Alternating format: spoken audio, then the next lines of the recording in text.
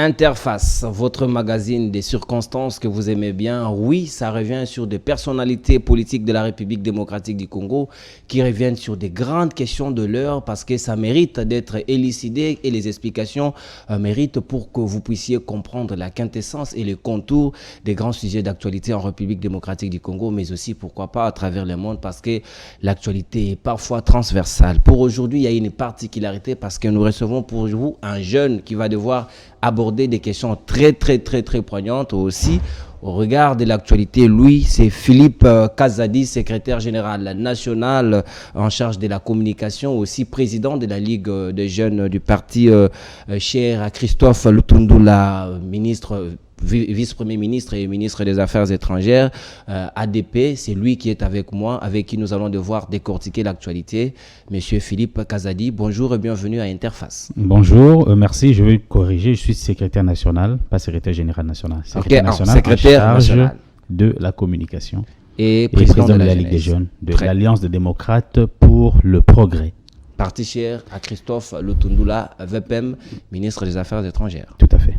Merci bien Philippe Kazadi, vous êtes jeune, vous guidez les jeunes, vous êtes en charge de la communication d'un très grand parti bien sûr, mais ces partis, nous avons comme l'impression que se muer dans un autre grand parti qui est l'Ensemble pour la République de Moïse Katumbi Tchapoué. Je crois que il est évident que à un moment donné, nous avons décidé de pouvoir battre campagne avec Moïse Katumbi dans l'échiquier politique de la RDC. Cette ambition, il demeure, mais est-il que ce parti existe et qu'il fonctionne comme il se doit, il a ses organes, il n'a jamais été dissous.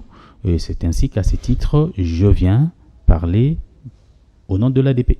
Et en même temps, vous appartenez dans l'Ensemble pour la République? Non, Ensemble pour la République est un parti à part entière. Et ADP est aussi un parti à part entière. Mais ce qui revient à dire que Christophe Lutundula, petit à petit, il prend sa marge par rapport à Moïse Katumbi.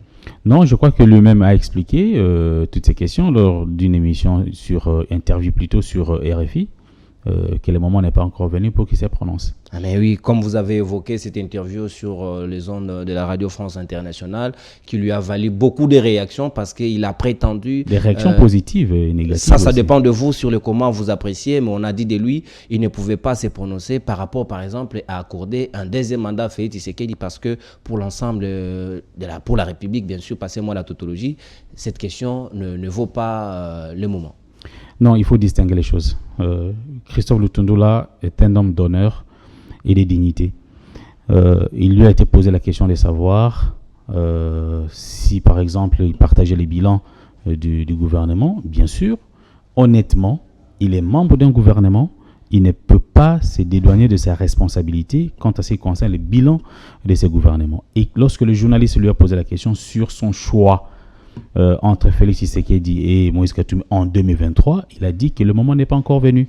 Mais légalement, le président de la République a le droit de réclamer un deuxième mandat et personne ne peut le lui refuser. Personne ne peut le lui refuser parce que la Constitution le lui ôtera également.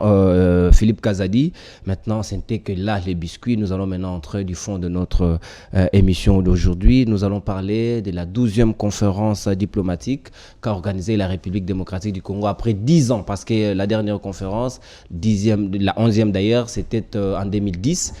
Pratiquement aujourd'hui, ça a pris une décennie, mais pourquoi avoir attendu longtemps pour organiser encore cette conférence diplomatique? Alors, il faut déjà rappeler qu'il y avait un régime en place et maintenant il y a un autre. Donc cet autre régime a sa vision, le président de la République a sa vision de la diplomatie, sa vision de relations internationales, et cette vision, il doit l'imprimer dans les chefs de tous les ambassadeurs de toutes nos représentations diplomatiques et consulaires à l'étranger. Et donc, la conférence diplomatique a été l'occasion donnée au président de la République pour qu'il puisse justement imprimer cette vision dans le chef de nos chefs de mission diplomatique à l'étranger, et pour que ceux-ci puissent désormais porter l'ambition et la vision du chef de l'État de faire de la RDC un grand pays, un pays où tout le monde voudrait venir, un pays fréquentable. Et donc, à l'ouverture, c'est ainsi que il faut bien le rappeler, que depuis 1974, aucun chef d'État n'a foulé ses pieds, n'a marqué de sa présence au ministère des Affaires étrangères, surtout à l'occasion d'une conférence diplomatique. Et là, les chefs de l'État viennent déposer les gestes. C'est une symbolique plutôt très fort en ce qui concerne son engagement à transformer la diplomatie congolaise, son engagement à faire valoir une autre image. Quelle diplomatie congolaise fait allusion? On dit que lui-même, Félix Tshisekedi, est lui-même en lui le ministre des Affaires étrangères de la République démocratique du Congo, parce qu'il se présente là où Christophe Lutundula peut-être pouvait s'y présenter. De quelle diplomatie vous faites allusion? Lui-même fait la place de ce que devrait faire Christophe Lutundula. Non, ne vous en faites pas. La Constitution dit que la diplomatie, les relations internationales sont le domaine de concurrence entre le gouvernement et le président de la République. Et c'est une des fonctions régaliennes qui revient plutôt au président de la République. Et en tant que diplomate d'essence, le président aime le faire, il le fait bien, d'être toujours sur la scène internationale, et ce n'est pas mal, parce que le retombé de ces actions sur le plan international, nous le voyons arriver. Toujours dans la logique de cette 12e conférence diplomatique, nous allons nous poser la question, Philippe Kazadi, est-ce qu'aujourd'hui nous pouvons encore parler de la diplomatie congolaise sur la scène internationale? Bien qu'il y a quand même des signaux très remarquables, les chefs d'État visitent quand même la République démocratique du Congo, où vous prévalez aujourd'hui de dire que nous étions dans la zone noire. Est-ce que cela apporte quelque chose dans le vécu quotidien des Congolais lambda? Alors, pour que la diplomatie apporte quelque chose dans le vécu quotidien des Congolais, il faille que les accords bilatéraux ou multilatéraux qui sont signés soient transformés à des actes concrets sur le terrain. 1. 2. Il faudrait que notre diplomatie se focalise sur le plan du développement. Et c'est ça l'essentiel même du message du président de la République lors de l'ouverture de la 12e conférence diplomatique, c'est de faire de la diplomatie une branche ou un soutien incontournable à l'économie nationale. Et comme jamais auparavant, le ministère des Affaires étrangères, lors de cette conférence diplomatique, a invité l'AFEC, l'ANAPI, le monde universitaire, les opérateurs économiques, pour qu'ils viennent dire aux diplomates leurs besoins, exprimer leurs besoins, de sorte que les diplomates puissent désormais porter leurs revendications, sinon le besoin de nos opérateurs économiques sur le plan international, et voir comment servir de pont entre les opérateurs de chez nous et les opérateurs étrangers, de sorte à créer des synergies. Là, vous êtes dans la conception, dans la planification, dans l'organisation, mais dans le concret, comme vous l'avez fait allusion tout à l'heure, est-ce que les Congolais doivent attendre pour quand? Parce qu'on vous surnomme un régime des promesses, ils en ont assez. Mais attendez, tout commence par une conception, une planification. Et vous ne pouvez pas condamner quelqu'un d'avoir fait une conception et une planification. Sinon, vous allez nous accuser demain de poser des actes au gré des vagues. Donc, laissez-nous concevoir des choses de manière sérieuse et de poser les actes avec toute responsabilité pour que les Congolais puissent se réjouir d'avoir une diplomatie au service du développement et de la paix. Avoir une diplomatie axée et basée sur le développement et de la paix, ça c'est très bien dit. Mais est-ce qu'aujourd'hui, en termes de représentativité de l'image des Congolais, parce que vous êtes sans ignorer que le Congolais n'est pas très bien perçu à l'extérieur du pays, est-ce que Félix Tshisekedi, avec son ministre des Affaires étrangères, ont réussi à transformer cette image des Congolais? Mais c'est ça. C'est ça d'ailleurs, il faut s'en réjouir. Et le président de la République est conscient de ce que vous dites. Et il n'a pas de solution magique. Il faut que cela se fasse dans la coordination, dans la synergie de tous les intervenants dans les secteurs. Le vice-premier ministre et ministre des Affaires étrangères, Christophe Lutundula, aime d'ailleurs le dire, que la diplomatie vaut ce que vaut le pays en interne. Donc il faut toujours savoir que la diplomatie prise isolement n'apportera aucune solution. Mais il faudrait que qu'elle soit accompagnée par les autres intervenants, notamment les ministères de l'Intérieur. En fait, tout ce que les autres ministères font au niveau national, c'est ça que la diplomatie va porter.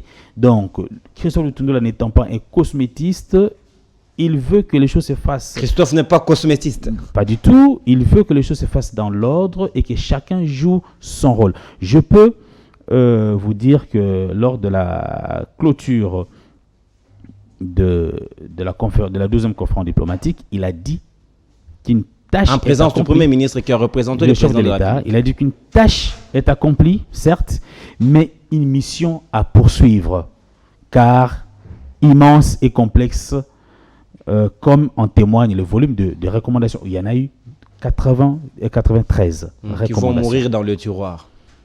Ça, c'est du pessimisme. Non, ce n'est pas du pessimisme, mais qu'est-ce que vous voulez qu'on vous accompagne? On est là pour vous dire là où ça ne va pas, parce que les recommandations dans ce pays, nous en avons vu, on en a vécu, et c'est pourquoi on a la crainte que cela peut être le cas, comme c'est fait pour les autres conférences. Au nom du principe de la continuité de l'État, je peux assumer ce que vous dites. Mais il faudrait que chacun, pris individuellement, soit tenu responsable de ses actes. Et ce régime n'est pas responsable de ce que vous dites. Les régimes, vous vous dédouanez si facilement pour rejeter la balle aux autres. Nous allons vous voir, on va vous juger, comme on dit, on juge le maçon. Non, c'est-à-dire que ce que nous voulons, ce que moi, personnellement, je veux, ou je vous convierai, c'est que pour ce qui concerne le ministère des Affaires étrangères, pour ce qui concerne l'action du VPM Christophe Lutundula, il faut attendre la mise en œuvre de ces résolutions et son implication pour que ces résolutions soient les résolutions issues de la deuxième conférence diplomatique, que ces résolutions soient mises en œuvre et on verra les résultats. Il y en a combien ces résolutions? Je vous ai dit que c'est 93, mais j'ose croire que le secrétariat technique pourrait davantage mettre en commun les recommandations. Et de toutes ces résolutions dont vous faites allusion, une 80aine, et vous y croyez que bien avant Christophe Lutundula, à la 11e conférence diplomatique, on n'y avait pas pensé. Et qu'est-ce que vous avez fait cette fois-ci des particuliers qui diffèrent des autres conférences précédentes? Mais la différence, c'est dans la volonté.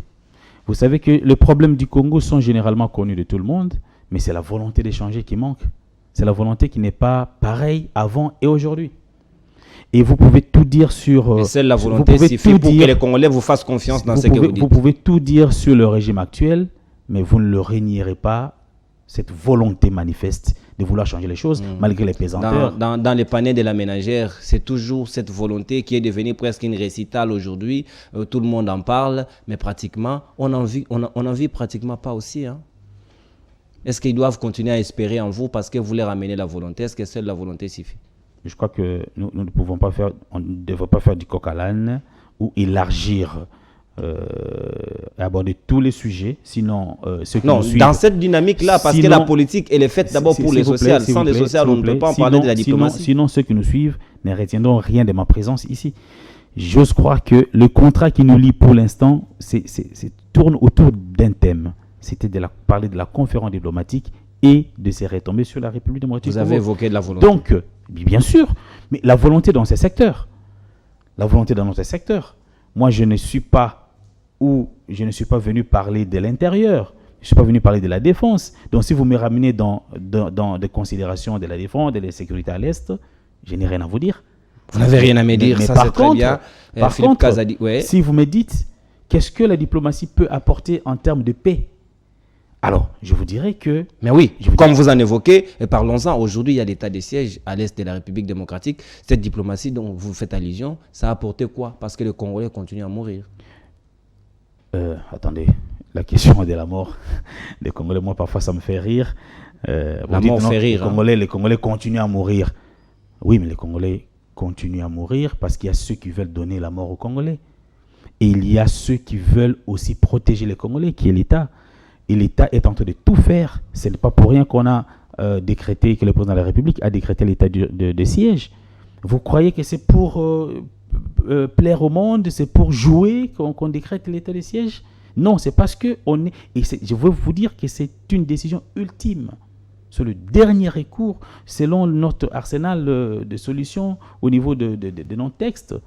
Mais quand la décision ultime ne donne pas le fruit escompté tel qu'on le voudrait, qu'est-ce qu'il faut faire cette fois-là? Ce que vous voulez, c'est que désormais, il n'y ait plus aucun mort en RDC. C'est ce que souhaitent tous les Congolais d'ailleurs. S'il vous plaît, ce que vous désirez, c'est ça. Et c'est ce que nous désirons, c'est ce que désire le président de la République. Vous ne pouvez pas me dire que président de la République, Félix Tshisekedi, tel que vous le voyez, il veut la mort des Congolais. Bien au contraire. Mais il faut savoir qu'il va poser des actes. Ces actes peuvent buter à des contraintes endogènes ou exogènes qui peuvent freiner la réalisation de sa volonté. Mais sa volonté est là.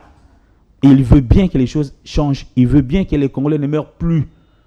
Alors, ce que vous dites, c'est comme si vous ne voyez pas les efforts fournis. C'est comme si vous dites, Félix Tshisekedi veut que les Congolais continuent à mourir. Bien au contraire. Vous-même, je ne vous vois pas croire à cela. Vous ne me voyez pas croire à cela. Oui, la sécurisation des Congolais, et oui, ça vaut la peine parce que le président de la République en a également mission dans ses missions régaliennes.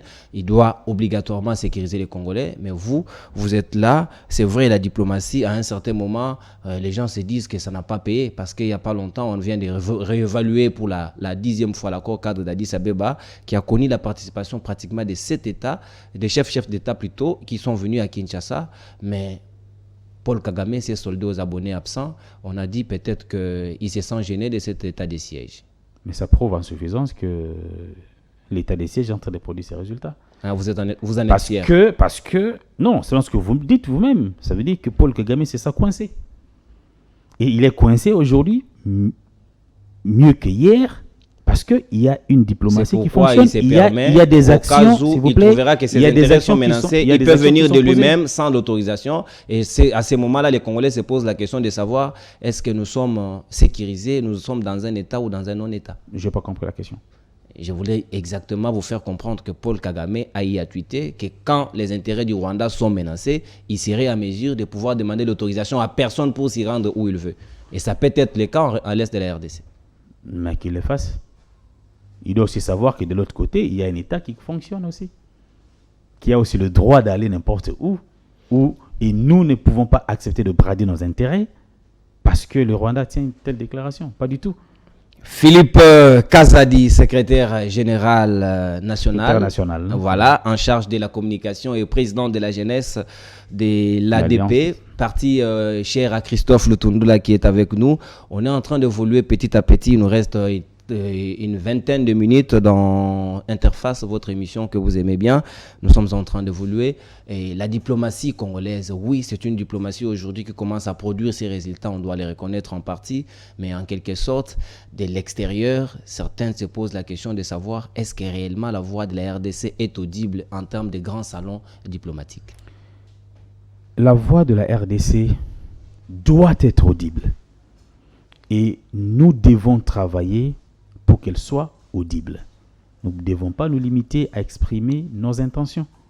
Et le travail qui est en train d'être fait aujourd'hui dans une synergie pas comme avant entre la centrale et toutes les représentations diplomatiques qui sont venues assister à la conférence diplomatique, j'ose croire que désormais et petit à petit, la voix de la RDC sera audible, mais dans un bon sens.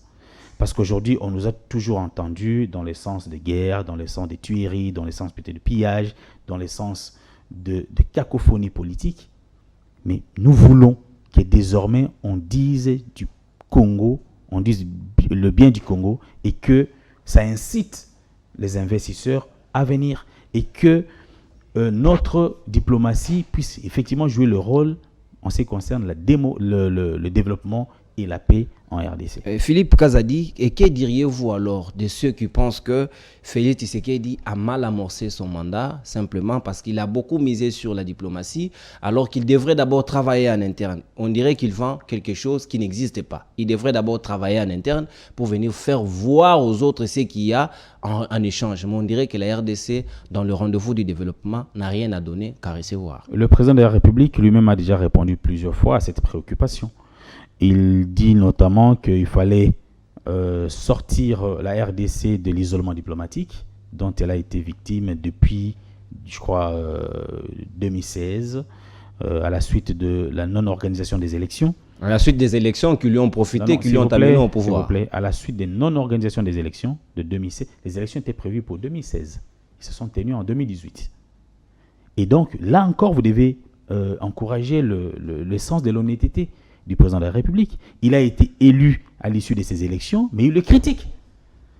il les critique. Et il lui, veut que les et lui choses non changent. plus, il ne sera pas rattrapé par les turpitudes qui ont émaillé son prédécesseur du glissement dont vous faites allusion en 2016. Il n'y a pas eu élection. Et lui, en 2023, s'il n'y en a pas, on va vous faire basculer la même vidéo. Et que diriez-vous? J'ai suivi les ministres, le ministre de Finances, j'ai suivi le vice-premier ministre et le ministre des Affaires étrangères, et les deux ont dit une chose sur les élections, qu'elles auront bel et bien lieu dans les délais constitutionnels. Mais le président de la CENI dit autre chose. Tundula a même dit qu'on ne peut pas proclamer l'état de droit et violer la loi de loi, qui est la Constitution. Violer la loi de loi qui est la Constitution. Et donc, ça c'est les propos de je crois que jusqu'alors, c'est encore un procès d'intention. Même si le président de la centrale électorale dit qu'il n'a pas encore reçu l'argent pour le processus des opérations électorales. Libre à lui, mais j'ai eu un son de cloche là aussi, contraire. procès d'intention. J'ai eu un son de cloche contraire de celui qui donne l'argent. Okay. Le ministre des Finances. À qui il faut faire confiance, à celui qui reçoit, qui gère, ou à celui qui donne? Mais parce que celui qui donne, il dit que j'ai donné et qu'il a des preuves, il n'a pas de preuves. Il indique de dates, il indique des montants. Très bien. Ça, pourquoi ne pas le faire confiance, ne pas croire? Autant qu'on pouvait aussi le faire à l'autre. Pardon? Autant qu'on pouvait le faire à l'autre qui reçoit, qui gère au quotidien. Oui, mais il faut qu'il nous démontre le contraire de ce qu'a dit le ministre des Finances, qui n'a pas reçu l'argent. Parce que le ministre des Finances donne des dates et des sommes. Très bien, Philippe Kazadi, nous allons cette fois-ci boucler un peu ces chapitres liés à la 12e conférence diplomatique qu'a organisée la République démocratique du Congo. Bien évidemment, si vous avez des choses à ajouter, vous allez y ajouter avant qu'on ne bascule vers l'Ukraine, parce que la sécurité des Congolais aussi en dépend. Non, ce que je voulais dire ici, la particularité avec la conférence diplomatique qui vient de s'achever, c'est que elle s'est ouverte à d'autres couches de la population, à d'autres catégories sociales, notamment les opérateurs économiques, notamment le monde des scientifiques, notamment les autres diplomates, ainsi de suite. C'est une particularité parce que la vision du chef de l'État, c'est de vouloir faire de la diplomatie un outil du développement. Et nous ne pouvions pas continuer à agir dans la diplomatie comme si les diplomates seuls, avec son message, pouvaient suffire pour que les investisseurs viennent. Il faudrait donc créer cette synergie et nous osons croire que cette conférence diplomatique est une bonne occasion pour que ces déficits soient comblés. Mais il faut aussi dire que ça a été l'occasion aussi pour les diplomates de renouveler un serment de vouloir servir la République et d'une autre manière. C'est-à-dire que désormais, après l'adresse du chef de l'État, les diplomates ont eu un cap qui a été fixé, une vision claire qui leur a été donnée, des outils philosophiques leur ont été donnés pour qu'ils tous portent le même message. Ce n'est pas normal que nous ayons des messages, des messages divergents ou contradictoires entre nos diplomates. Il faut que les diplomates, tous, partout où ils sont, il se pose un sérieux problème, même en termes de loyer. Message. Vous êtes sans ignorer qu'il n'y a pas longtemps, on avait appris dans quelques États du monde que la RDC était déguerpie simplement parce qu'il y avait des arriérés et en même temps on ne pouvait pas honorer. Mais là aussi, si je vous parle d'un héritage, vous direz, vous rejetez toujours la responsabilité chez les autres. Mais je vous dis que c'est un héritage et à l'arrivée du vice-premier ministre, le ministre des Affaires étrangères, qui est sur le Tundula, il a, avec le ministre des Finances et celui du budget, mis en place une commission pour évaluer tous les problèmes liés aux diplomates et à nos ambassades. Ces problèmes ont été passés au peigne fin et il y a des solutions qui marchent. Parce que je peux vous dire qu'au jour d'aujourd'hui, les arriérés de loyers que nous avons, c'est qui datent d'avant l'arrivée de Félix Tshisekedi au pouvoir. Mais depuis que nous sommes là, les loyers sont régulièrement payés. On ne peut boucler ces chapitres sans que je ne puisse vous poser cette question parce que ça vaut la peine. En relations internationales, il y a 4 piliers pratiquement auxquels vous devez vous apaisantir pour réussir votre politique. Entre autres, il y a la diplomatie sur laquelle vous appuyez beaucoup. Il y a le renseignement, il y a l'économie.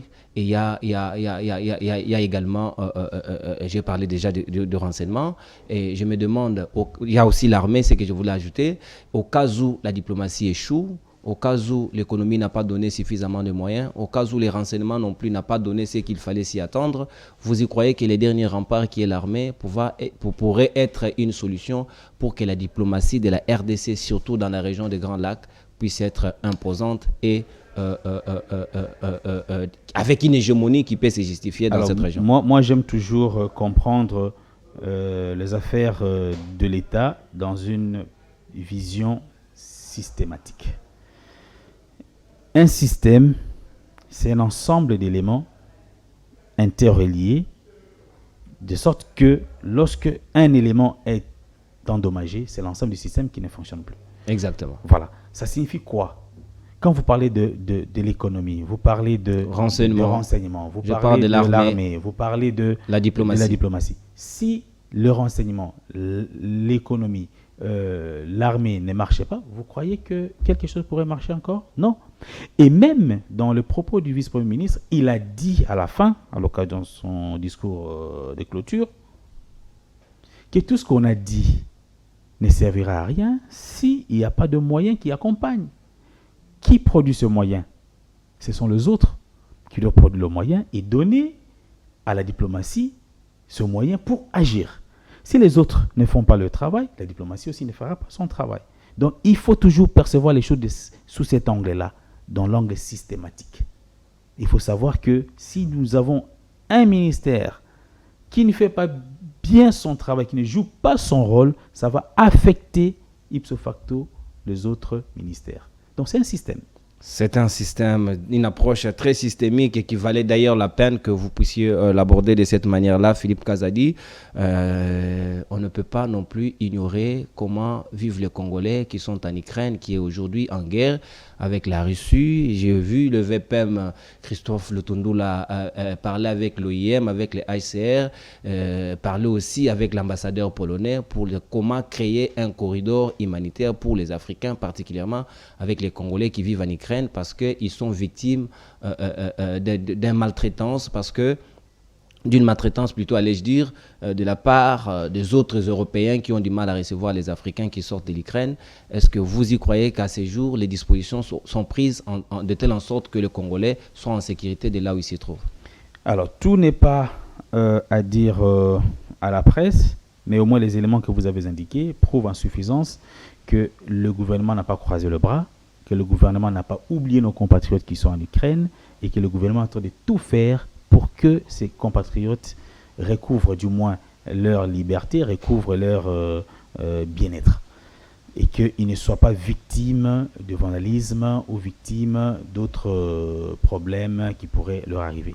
Il n'y a pas que les Congolais, il y a d'autres Africains qui sont là-bas et donc les efforts que le VPM qui sur le tournoi est en train de fournir aujourd'hui, en contactant le ACR, l'OIM, l'ambassadeur polonais a été reçu, ça prouve vraiment en suffisance que les choses doivent marcher et qu'il y a une volonté de la part de ceux qui nous dirigent aujourd'hui de préserver la dignité du Congolais, partout où il se trouve.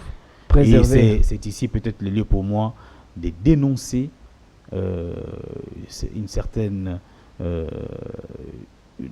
acharnement plutôt que l'Union africaine a même parlé du racisme. Que les gens, bien sûr, voilà, et donc l'Union africaine est allée même au-delà pour parler du racisme. Donc, la diplomatie ne se fait pas à travers les ondes. La diplomatie ne se fait pas à travers le média. La diplomatie se fait à travers le salon. Il y a des endroits appropriés, il y a des cadres appropriés où les choses doivent se faire.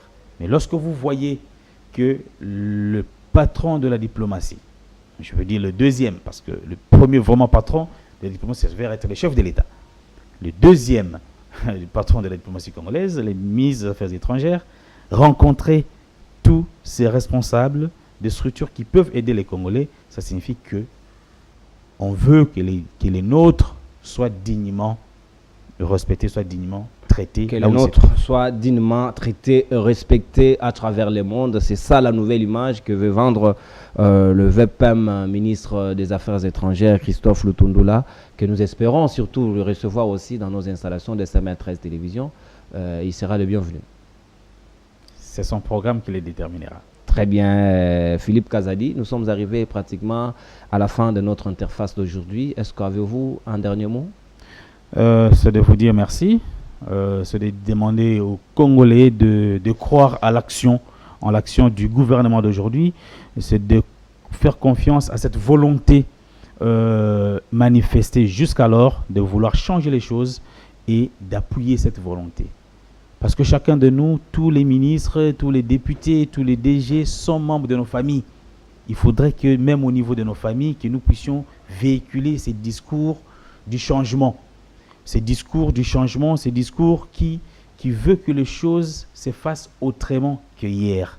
Et que nous arrêtions de nous plaindre et que nous arrêtions d'être les dindons de la farce sur le plan international. Nous voulons jouer notre rôle. Nous voulons être les porte-étendards de la région des Grands Lacs. Nous voulons recouvrer notre dignité datant qui a été galvaudée dans les années passées. Très bien, nous voulons recouvrer notre image, notre dignité qui a été galvaudée des années passées. C'est avec ces mots que nous bouclons cette interface. Philippe Kazadi a été notre invité d'aujourd'hui. Vous avez aimé de par ses analyses, et surtout de ce que nous avons parlé aujourd'hui, de la 12e conférence diplomatique qui a été organisée après 10 ans pratiquement. Ça fait plus d'une décennie que cela s'est tenu et ça valait suffisamment la peine que nous puissions y revenir pour vous apporter des éclairages et vous avez été suffisamment éclairé. Je suis sûr et certain que c'est ni la première ni la dernière fois de son passage à CML13. Vous serez toujours le bienvenu, nos portes vous resteront ouvertes et nous vous disons au revoir et on se voit à la prochaine. Bye bye. Merci.